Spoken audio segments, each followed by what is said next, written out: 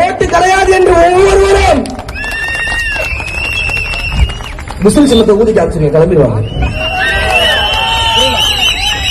அப்ப ஒரு காகிதத்துக்கே பயந்த இந்த திமுக இந்த விசிலோட சட்டத்துக்கு என்ன ஆகும்?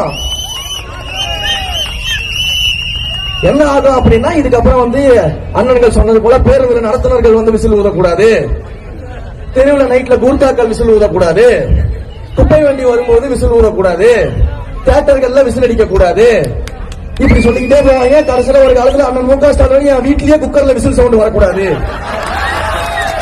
அப்படிங்கிறார்.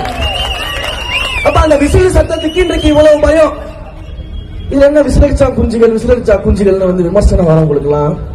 ஐயா, இந்த விசில் சத்தம் உங்களை போய் 100 ரூபாய் 200 ரூபாய்க்கு கொடுக்கக்கூடிய விசில் சத்தம் கிடையாது. அதை மிக தெளிவா புரிஞ்சுக்கோங்க.